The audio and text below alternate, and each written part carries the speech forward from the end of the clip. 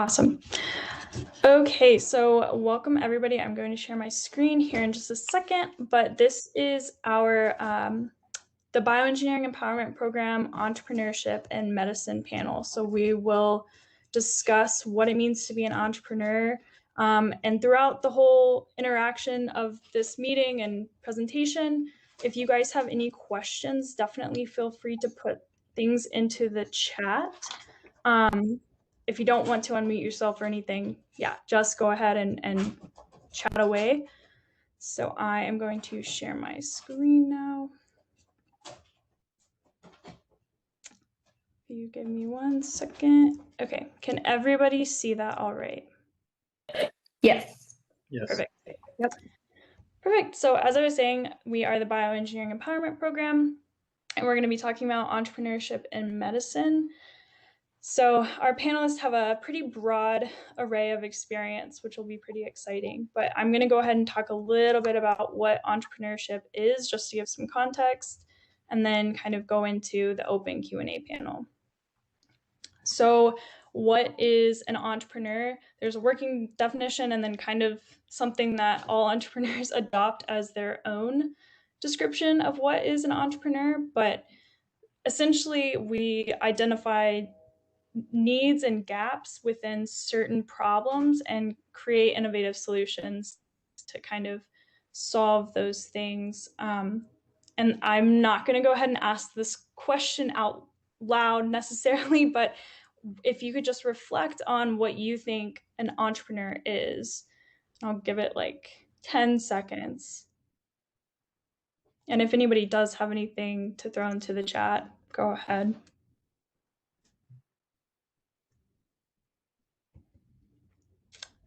So a working definition of entrepreneurship is a little different. An entrepreneur is a single person, right? And entrepreneurship is kind of this impactful culture. So we're essentially we use diverse thinking to explore processes and solutions and things that can really impact the environment that we work in. So specifically to this panel in medicine, everybody here has had creative exploration in their experiences and then has developed companies from that perspective. So go ahead and again reflect on what you think entrepreneurship is.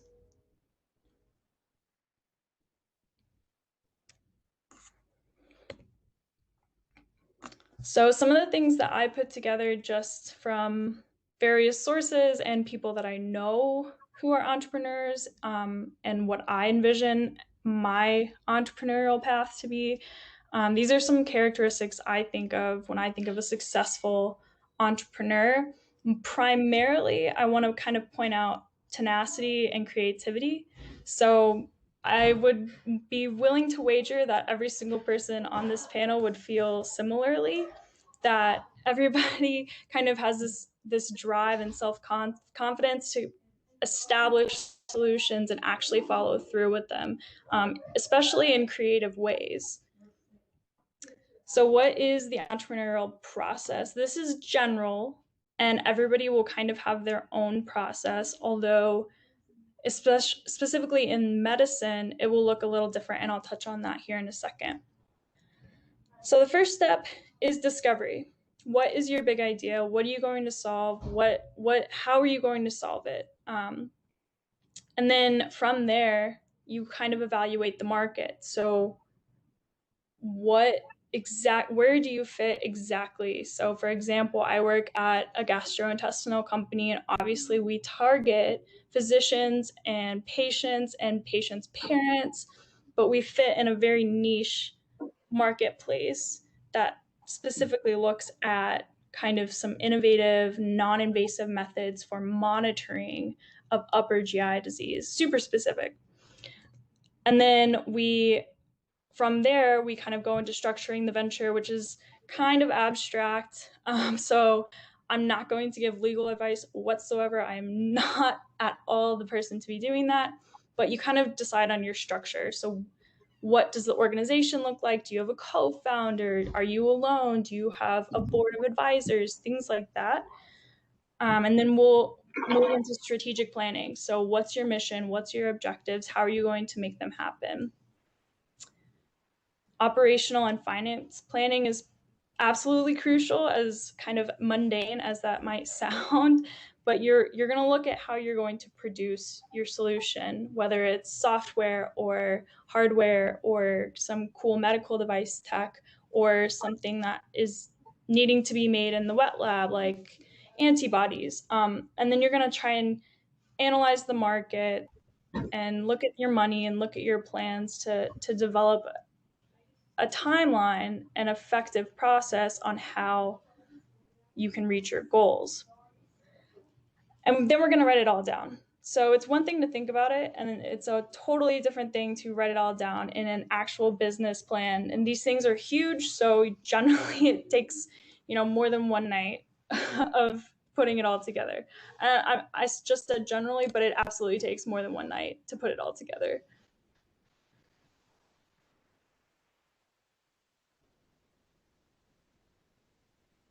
Then we're going to think about financing. And Karen can attest to this.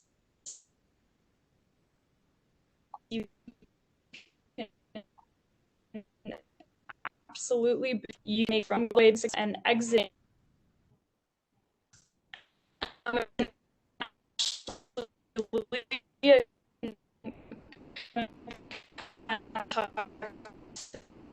This too. So there's some going to register as an LLC or not C Corp, but we're going to register the company and get it off the ground and get going.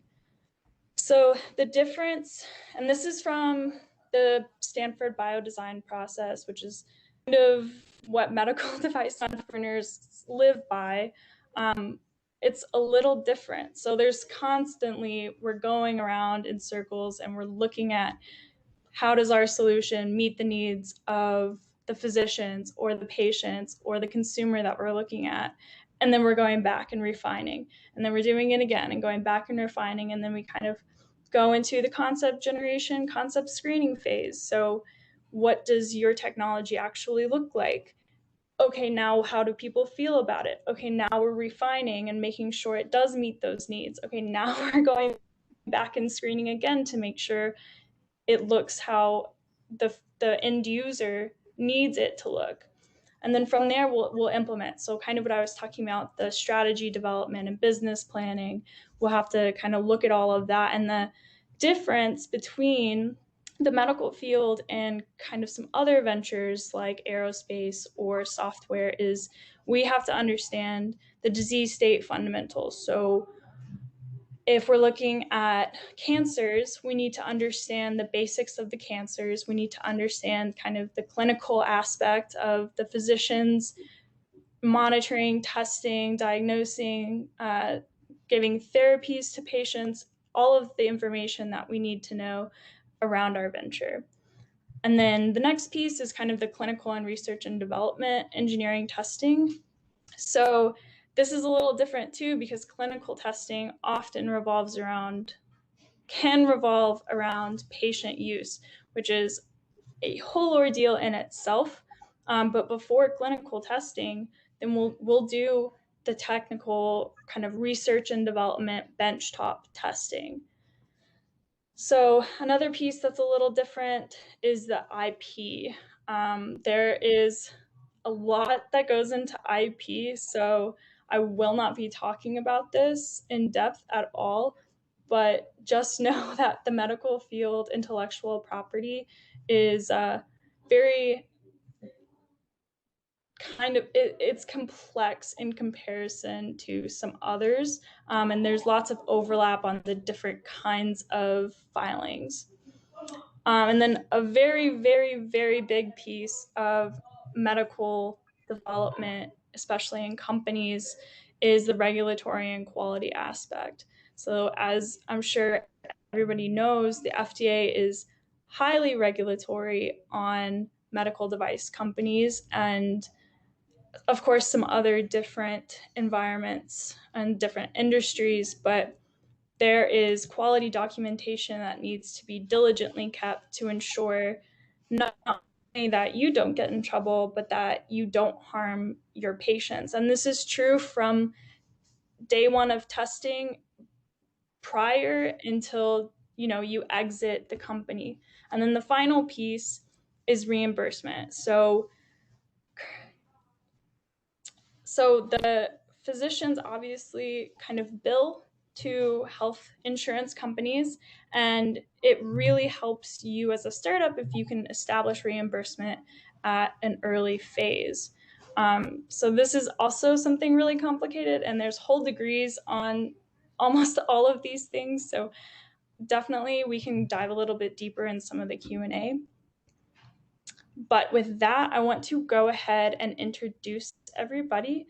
So Daniel Teo is actually an old boss of mine, and he is one of the managing partners at Honeywell Lake Ventures, who primarily invests in surgical medical devices.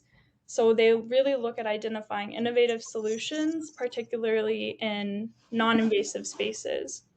Leah Winter is amazing as well, and she used to be still kind of is a mentor of mine, but she is the CEO and founder of Winter Innovations, who focuses on developing the Easy Whip technology, which helps throw stitches for surgeons. And then we have Dr. Bruce Ramshaw, who used to be a physician but is now managing partner of CQ Insights, and they focus on value-based medicine. So they really try and understand what procedures, what processes, what technology is used to improve the value of the medicine brought by the physician.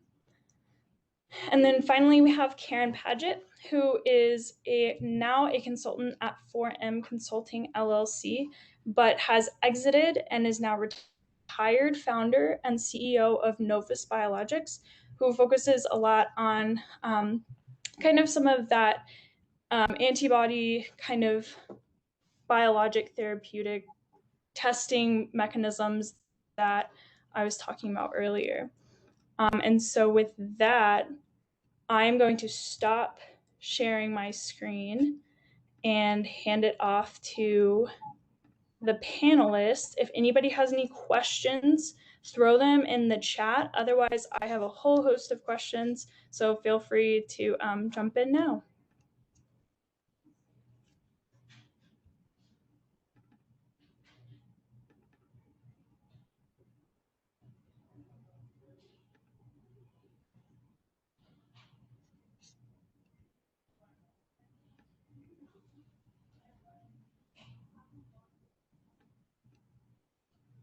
I don't know if you guys can hear me or not,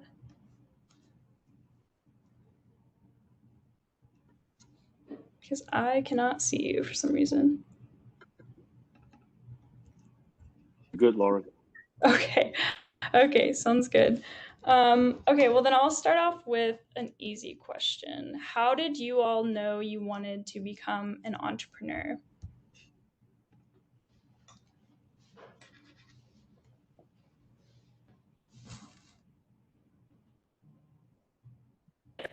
I'll go. Start? Oh, go ahead. So probably ever since college, or I don't know, almost every job I had, I typically would feel like I could do it better, or I had a different way to do it. So I often was just sort of challenging the status quo and was never really satisfied with the way anything was going. So I knew sort of early on that I kind of like to run my own things. And I started out after working in a lab for quite a while, went into sales, which is a nice independent type venture, and then worked for an entrepreneurial company for a bit, and didn't like necessarily the way it was being run from like a culture standpoint, and thought, wow, I could just do that myself. So I just kind of always knew that I always had ideas that I just felt like we could improve or be better than what we were in every situation. So I think not being satisfied with the status quo and always seeing different ways or better ways to do things made me somewhat entrepreneurial. But I wouldn't say I thought in high school I was going to run my own company. That would, wasn't really in my early DNA, but I just found that was the best way to go for me. I'll follow that. I'll say the same thing. I really didn't even know what entrepreneurship was. One, in high school, two, even in undergrad and college, for my biomedical engineering program, a lot of people were either going to medical school or they were going on and working in industry. So really didn't realize that there was this whole field of entrepreneurship until I went to graduate school at the University of Tennessee, and didn't really set out again to be an entrepreneur, but I had an idea for a new type of suturing needle for ligament and tendon repair. It actually started off as a senior design engineering project when I was an undergrad. And I actually entered into a pitch competition. So if anyone has seen Shark Tank, something very similar, but my university at Tennessee, we had a Shark Tank style pitch competition for students who had ideas. And I entered into the competition as an engineer. I was really nervous. I did not like getting up in front of people and speaking, but was kind of an athlete growing up. So realized that I actually really loved competing against people in this like kind of entrepreneurship field. So won my first pitch competition at UT, and it was kind of history from there. Started entering into more and more of them and actually winning money to put toward my startup. In my case, I think entrepreneurship. You know that you're destined for entrepreneurship when you can feel your heart beating faster, when you feel excitement about what you're doing. You can't stop what you're doing. You can't put it down. You're just going to keep pursuing it until you find a solution. And the best part of it, of course, the most important is that you own what you're doing. And I think that's the key differentiation between entrepreneurship and, say, working in a large corporation. It's almost like kind of like finding your soulmate. In my case, you know, I wasn't planning on it, but once you're in it, you know it was for you because everything just kind of crystallizes. You're more energetic, you're more driven, and it just feels so natural. Yeah, I've been very late to be a true entrepreneur. I've had the comfort of being a surgeon for 30 years and working with entrepreneurs, and that was very comfortable. I could participate in the entrepreneurial process, but I had a day job where I get paid a regular salary for being a surgeon. But about 15 years ago, I began to get into leadership positions and quickly learned that our healthcare system, the way it continues to function today, is not sustainable. And so, long story short, after being comfortable with that comfort, I'm now uncomfortable and running CQ Insights without a day job, and that's that's a little scary, but very exciting too, as the other panelists have described. Those are all great, great responses. And I think I definitely agree with each and every one of you. So Jacob has put in the chat, do you have any insights for young entrepreneurs who are, for the first time, trying to receive grant funding for their project?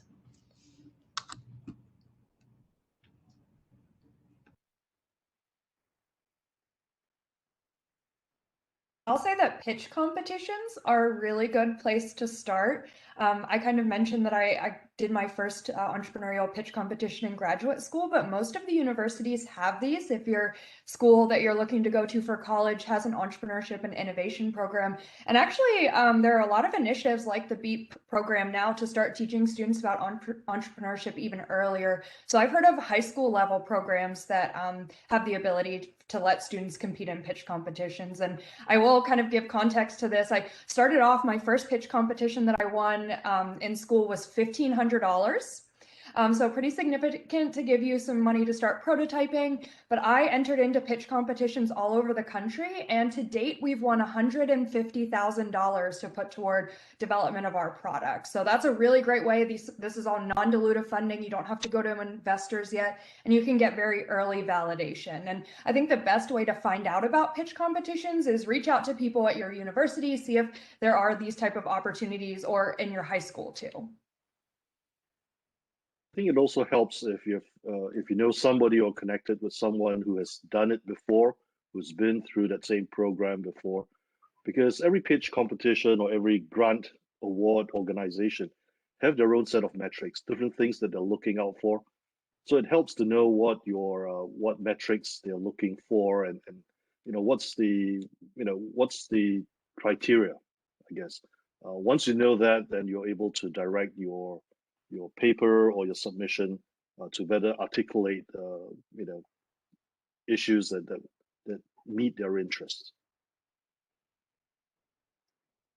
Yeah, I think for me, especially not having a business background, being a doctor or surgeon, asking for help, reaching out to people that have experience in many different areas, from financial to business, to just about anything that your needs are for your effort.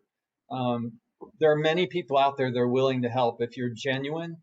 You have an authentic commitment to what you're trying to do.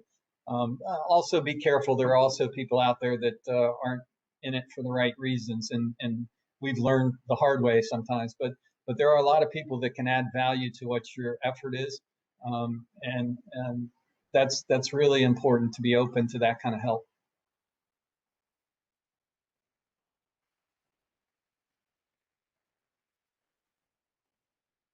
Thank you for your responses. They were very insightful.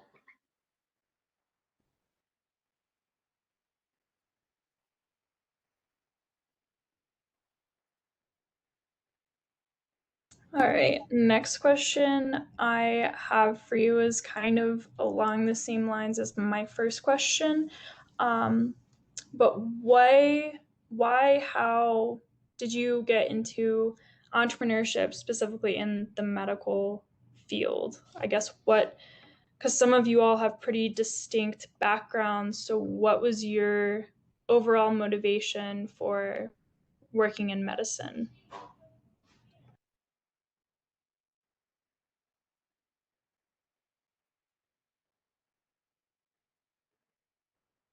Again, like many things in life, it's all serendipity. In my case, I wasn't even in the medical device industry. I started out my career in energy, and so happened that a neighbor of mine was starting up his own medical device company and asked me for help, and which I gladly did, and became the CFO of a very small startup. And very soon, that startup was acquired by somebody else, and then the new company then said, that was in search of a CFO and said whether I was willing to take over. So what helped was that I had already been working with that first startup for about 5 or 6 years, and so had built a track record and understood the industry and the language. And so I kind of eased into that new role. Eventually became CFO of this new startup. Like most people that go to medical school, I went to medical school because I wanted to help people. I didn't really think about surgery until I did the surgical rotation. And I think a lot of the most tender-hearted medical students go into surgery because when you see an immediate impact on what you do and how that can alleviate suffering or improve a patient's quality of life, going into surgery was like a quick fix for an addict almost. It's like you get to see that impact on a human being's life. And it was just timing wise. I started residency in 1989, and the laparoscopic surgery movement was just getting started in the United States. And I kind of rode the wave of minimally invasive surgery in the residency program where I was. The hospital, we did more laparoscopic surgery than any hospital in the world in 1990. So I was considered a world expert before I finished my training, which was crazy. And I started going all around the world. I went and did the first advanced laparoscopic procedure in Moscow in 1994, and I operated in front of President Shevardnadze in the Republic of Georgia. So I got caught up in that minimally invasive surgery wave, and I think that kind of prepared me for the transformation of healthcare that's needed that our company is trying to facilitate, because I saw how tough it was for those early adopters of minimally invasive surgery and the challenges they faced with moving from the status quo of open surgery to a less invasive approach. So that kind of was the background that got me kind of prepared for, I think, what I'm doing today.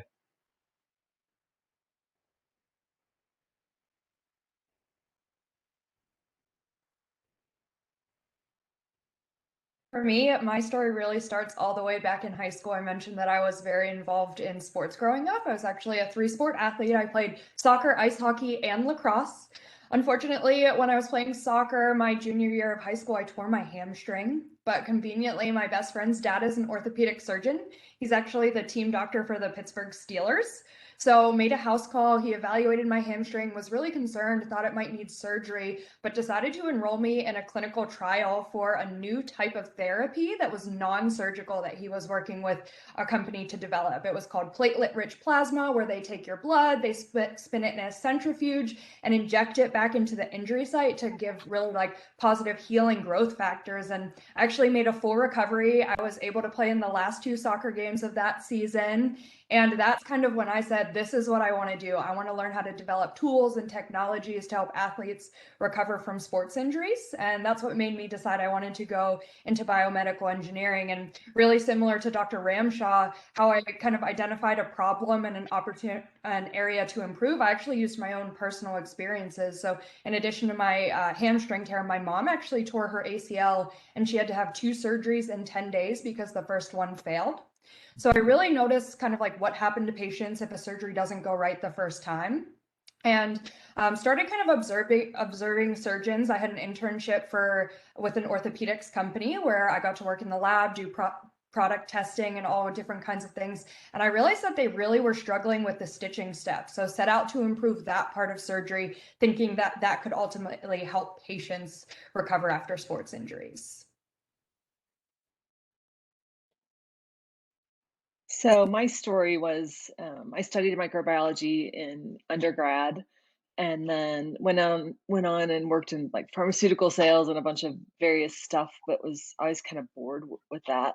Ended up getting my MBA at night and learning a lot about technology transfer when I was in that program. And the Bayh-Dole Act, it had been put into legislation a while before, but it was basically allowing technology that was invented at a university to be licensed out to companies and royalty free, even if it was supported by the US government. And so there's a ton of technology waiting to be licensed. And in particular, I focused on the antibody world and started licensing and developing antibodies to use for basic scientific research. So there's sort of an unmet need very early, in those days when things weren't so easy to find and so easy to license. So um, in that process, I ended up meeting a lot of really great scientists doing cutting edge research that needed products, and got to collaborate with so many people doing so many great things. So I found it to be just so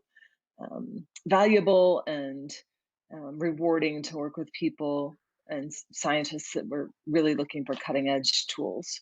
And I've always loved medicine, still do. So that was kind of my story. No, that's awesome. Thank you guys. And I'm going to leave my camera off because my computer is acting all kinds of crazy. But Jacob has also asked about some difficulties in securing patents for IP in current or past projects. How long does it typically take to receive these patents? Also, I'm going to go ahead and Karen and Daniel, please give perspective on previous venture, and then Daniel, kind of your perspective on some of the companies that you fund, what they might have run into, some of their issues.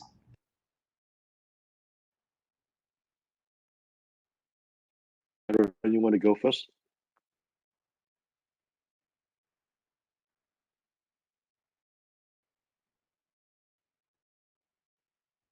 Okay, well, in intellectual property, it depends on, I guess, the field that you're operating in. And in some areas which are really popular and the technology's been around for a while, you may find it very, very crowded. I think it helps to have now lawyers, IP lawyers are not cheap, they're expensive. So it helps to have somebody who has some knowledge of the patent landscape, somebody who's familiar with searching for patents to help you navigate that.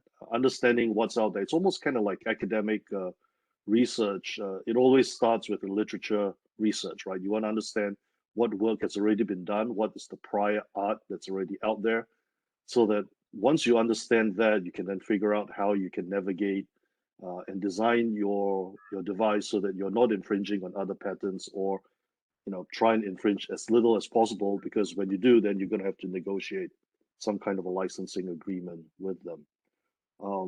In terms of the duration, the whole process has now been largely simplified. These days, you can apply for what's known as a PCT patent, which gives you sort of a foot in the door into patent applications in a large number of countries around the world. In the old days, you used to have to do this one at a time, and it's costly and time consuming. But now with a single application, you can pursue your patent here in the US, but at the same time put a foot in the door in other countries, so that when your patent application is complete in the US and you start applying in these international jurisdictions, your start date or the effective date of your protection gets rolled back to the original date of your PCT application. And that's a big help overall. Now, in terms of from day one to the time where your patent is fully approved, it depends on circumstances, but don't be surprised it takes 3 years, sometimes 5 years for a patent to be fully approved. And maybe Karen has got more insights in this area.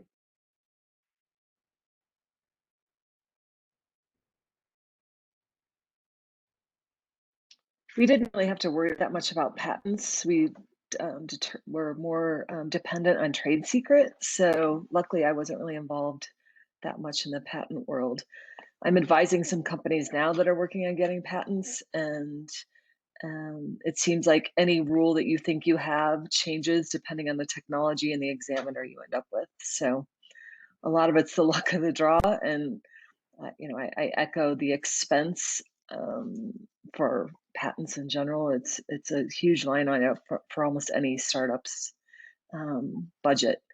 And so if you can do trade secret or avoid some of that, it's always very nice. Just to supplement that a little bit, in our experience, a typical patent takes probably about $20,000 to prosecute, roughly, plus minus. And so, if you've got 3 or 4 patents, the cost very quickly add up.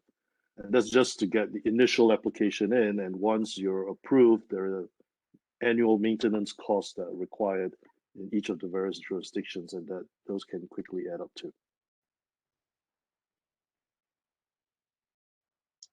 I know the whole IP area, especially for a young entrepreneur, that can be very overwhelming. I know one of the things I've done in the past is work with a company, modifying their product, and then they'll take on the burden of doing the patent, the whole IP. And the thing you lose is ownership, so you get a small royalty, small fraction, but that is an option if you're looking at doing an invention that's complementing an already existing product line with a larger company. I think I have a pretty straightforward example, just because we have one product so far, early stage startup, and so the intellectual property question is pretty fresh on my mind. So after I did my first pitch competition in the fall of 2017, one of the judges came up to me and said, "Amazing idea, make sure you protect it with intellectual property and patents." So the first thing that I did was set out, started asking some of my teachers, do you have resources for patenting at the university? Was connected with a patent agent and started off by filing a provisional patent application, which basically gives you a placeholder in line for 1 year. It kind of gives you some time to really figure out your invention. Is there a market here? So filed that provisional patent application with the money that I won from the pitch competition. The first applications kind of are pretty affordable, but when you get into the full patent application, that is when it gets to be a little bit more pricey. So had a year to kind of continue prototyping, filed the full patent application the following year in 2018, and we had our first patent granted in October of 2020. So about 2 years from when we filed the full application to had our patent granted. And I think the costs really definitely range. We've heard lots of recommendations go with like subject matter experts, people who know a lot, who have done lots of patents. There are also kind of IP firms that focus on startups. We found a really great one that we met through connections. If you have kind of a great story. If you're a student, there are lots of people who are willing to help you, attorneys who are willing to kind of go out of their way, give you some pro bono work. We were able to get our patent to when we filed it to granted within $10,000. It sounds like a lot, but once you start doing pitch competitions and things, these are kind of affordable in your budget. And in addition, we actually have taken advantage of the PCT that Daniel mentioned, and we're filing our patent in 12 additional countries. So really exciting to think that something that started off as a class project idea for my undergrad senior design bioengineering project has gone all the way to something that is patented. I am an inventor, and we have a full startup around that. So there are lots of resources. And again, same recommendation, it goes to find someone who's gone through it and done it. I think it's been really interesting for us to learn about the intellectual property process too. It is something that can be daunting, but is also very powerful if you use it in the right way. I will absolutely echo that. If you are a student, definitely leverage that as best as you can as an aspiring entrepreneur. Learn as much as you can and absorb and seek resources and mentors. It's invaluable opportunity to learn from people who are kind of a little bit ahead of you or very ahead of you. Awesome. Thank you. That was some really valuable information. Awesome. So I have a specific question for each one of you. We'll kind of focus this a little bit.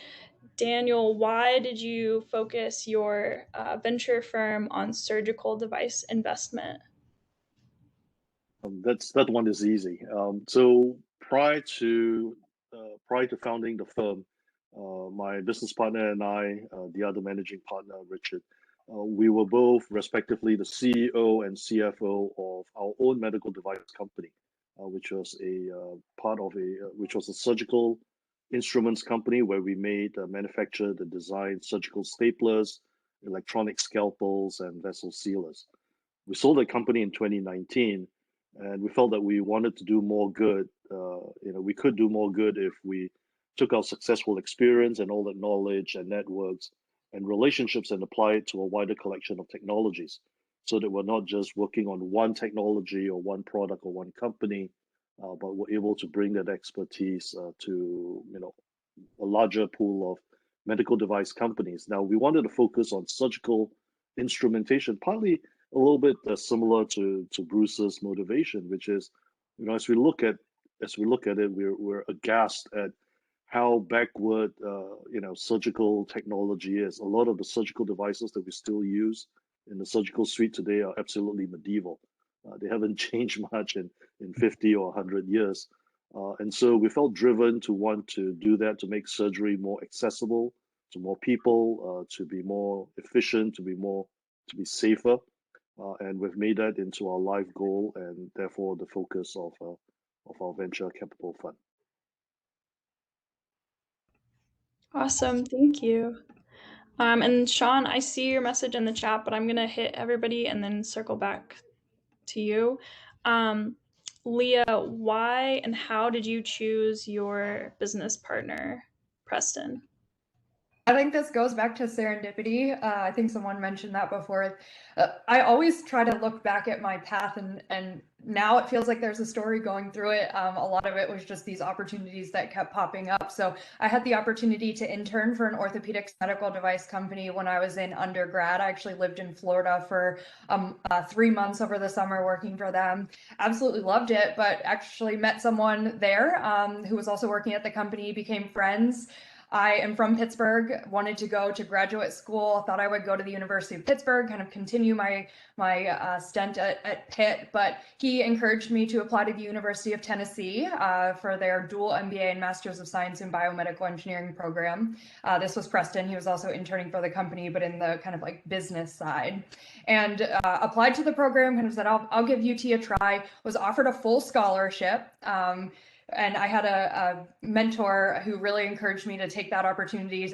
Here was an opportunity for me to go to grad school for both of my degrees to be paid for. So ended up going to the University of Tennessee. Preston, who had also interned at the company at the same time, he applied to UT, and we were in the master's program together. So here we were in graduate school, had both worked together at the same company, and I had an idea for an innovative orthopedics company. So we decided to start pitching in these competitions together, since I kind of knew the engineering side, he knew the business side.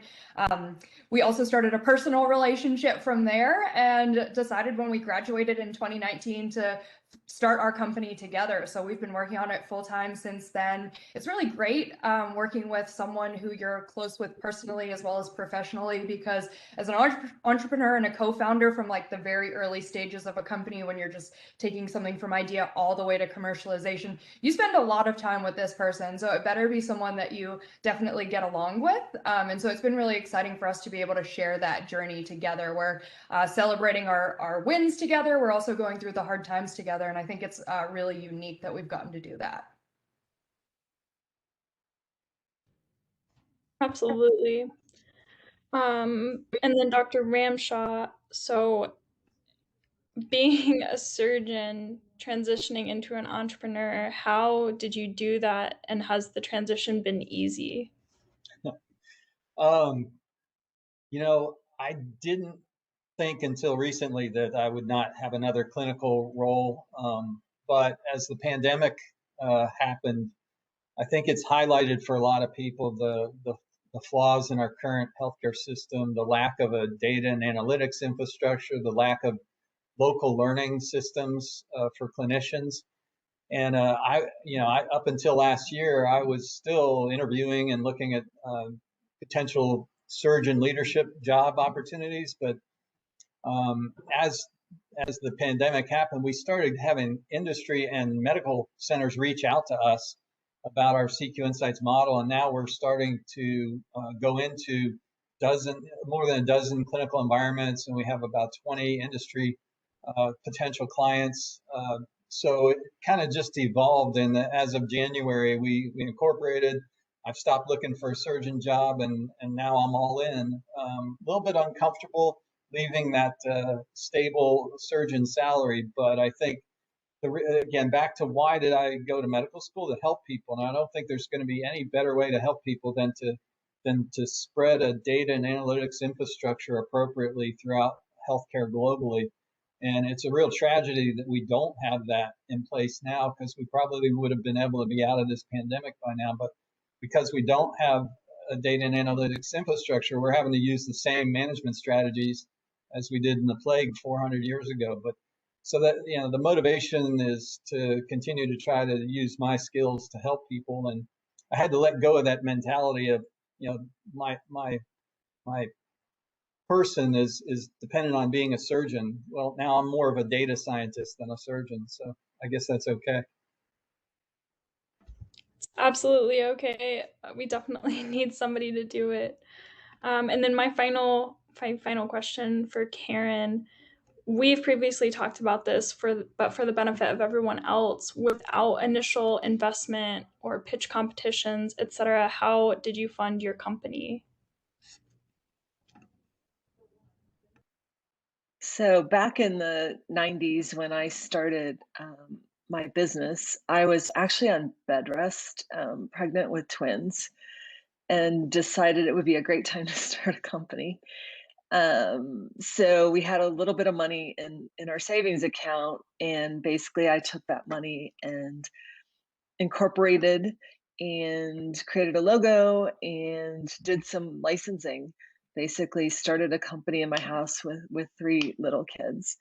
Everyone thought I was insane. My neighbor was always concerned that I was going to let antibodies loose and take down the neighborhood. I had to explain her that it wasn't dangerous. Um, one of my other neighbors thought I was having an affair with a FedEx guy because he was always at our house picking up boxes. I mean, there was all sorts of stuff. But basically, I bootstrapped the business. So if early on, if the products that I licensed or had made didn't go well, then I was out of money.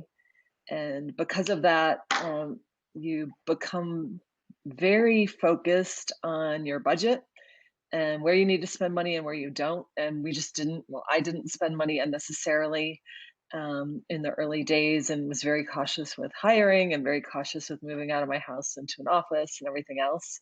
So it forces you, when it's your money and that's all you have, sort of forced me to focus on what would have the best return on investment at any given time, and really watch that my bills got paid, and didn't have nice furniture in my office and all the things that you see people do when they get millions of dollars of investment. Sometimes they blow it on things that aren't quite so important. So the only outside money that I received for my business was a STTR grant. And I shared that with another university scientist. I think it ended up being about $50,000, which was amazing. And we were able to make a lot of products that were subsequently commercialized. And then about 12 years into my business, I brought on a private equity partner, but that was just for personal liquidity. So none of that money went back to the business. It was just so that I wouldn't always be so worried about, I don't know, making the wrong decisions when you're running a business, when you, it's all your financial wherewithal is sitting in a business. It's nice to get some chips off the table. So my company, the total investment, besides not taking a paycheck for a really long time, was about $18,000. And I sold it 4 years ago for $60 million. So granted, I had some investors down, all that, but it is crazy what you can do if you kind of start small and then let the market tell you how your business is going, versus getting lots of outside money and then you don't worry about it as much. There is a happy medium. And back in the 90s, there just was no money to be raised in that fashion. Not high growth enough, not exciting enough. This tech time, right? You had to have something that was going to make $1 billion in 5 minutes.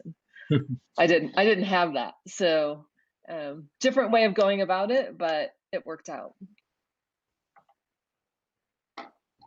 Absolutely. I would say it certainly worked out. So to circle back to Sean's question in the chat about IP and patents, do you feel that patents foster innovation or hinder it? Do you think it helps a startup get a foothold? What about, quote, patent trolls, unquote? I don't know if you all have any good responses for that.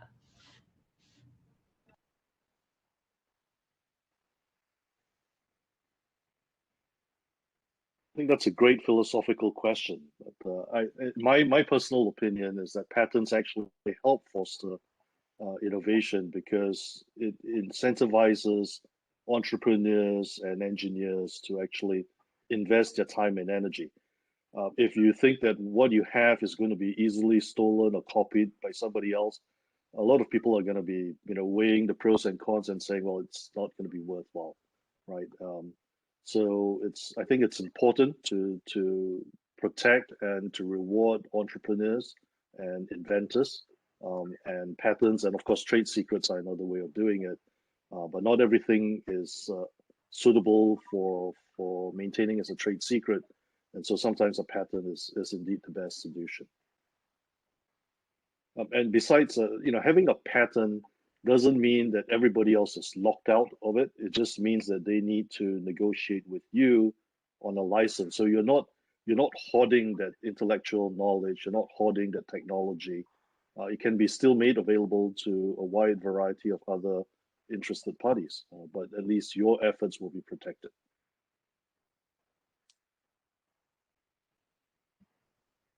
I don't know that I have enough experience to tackle the philosophical side of the question, but kind of a practical answer to it. I will say, when we set out to raise money from investors, one of the first questions we always got was, do you have a patent?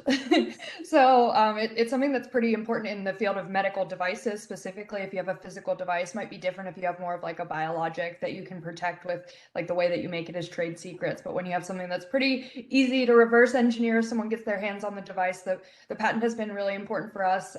When we did get our patent granted, we saw a pretty big spike in valuation for us to raise our next round of funding.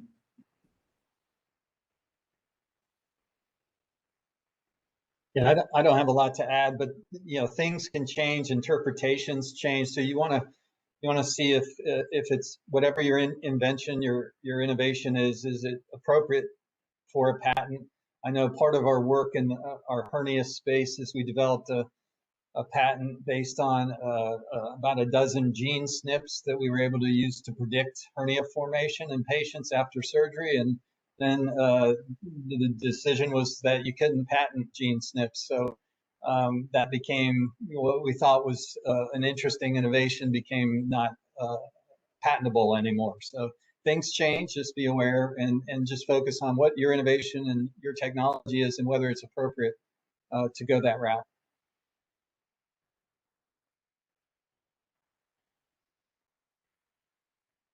Absolutely. And I think everybody will have different answers for this question, especially if you ask somebody who is more on the research engineering side of things rather than kind of the entrepreneurship side of things. So my next question for you all is for everybody. What has been the most challenging aspect of being an entrepreneur?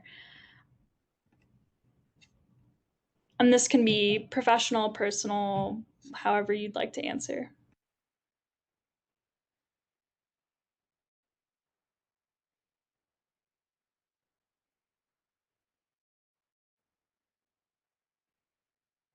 I'll go first.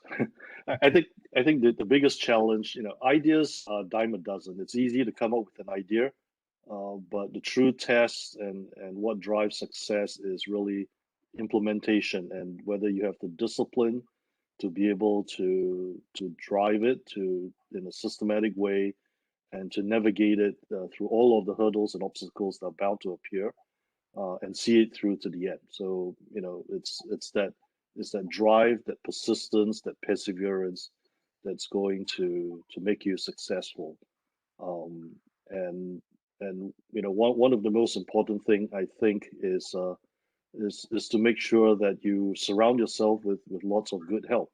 People who can help you, because medical device is not something that you can try and. I used to tell Lauren that, and she'll remember that. It's not something that two college kids can try and do in the back of a garage over the summer, right? It involves many parties, many different kinds of disciplines, and you're going to need all of the help that you can get.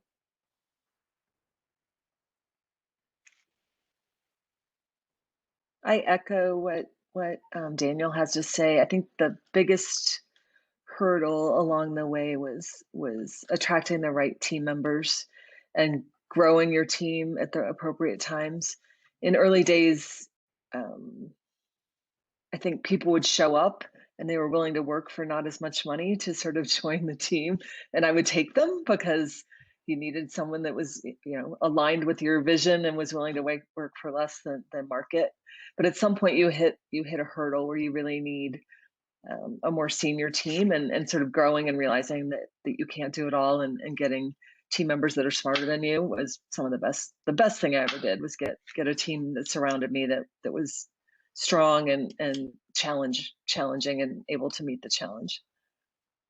So making that transition and growing, growth is always growing your team and having a large team and keeping the culture alive. I thought was really challenging as well. Much easier when you're small.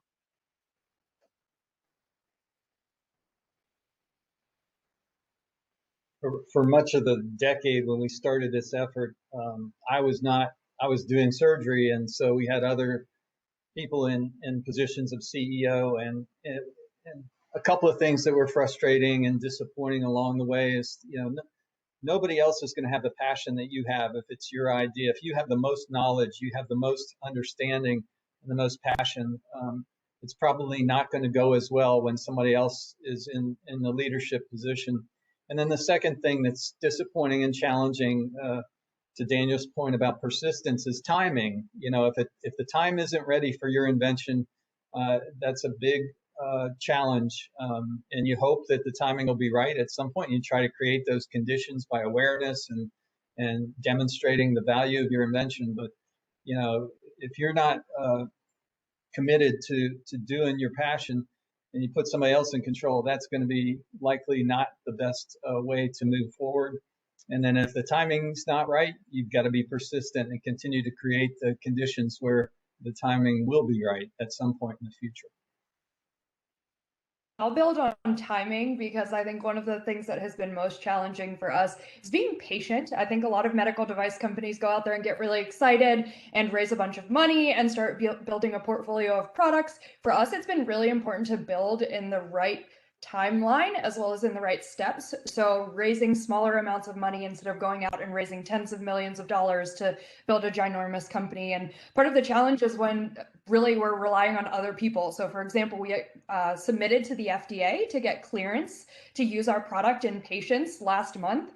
And so it's really a waiting game. Sometimes the FDA responds within a month and sometimes the FDA responds within 6 months. So it's definitely a challenge to make sure that we're being patient, being tight with our resources until we do get that kind of FDA clearance and can hit the ground running. And then my other thing is, I think simultaneously one of the best things and most challenging things about being an entrepreneur from like the very early stage, the idea stage, is being your own boss. It's incredible because you get to create your own schedule. You have your hands in all different parts of the business. We're doing product development, we're doing marketing, we are doing intellectual property and fundraising and all of that stuff. But it's also challenging because we don't necessarily have someone who's our boss when we don't know what to do, what the right next step is. So I'll go back to Daniel's point, just creating that network and finding people who have done this before. We have to go out and build those relationships and kind of see what the right next step is. But that's been really powerful, and there are lots of people who are willing to help. Awesome. Thank you guys for all of your answers.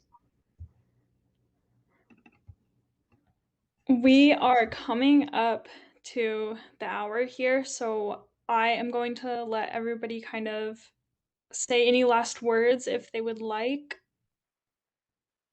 and then wrap it up.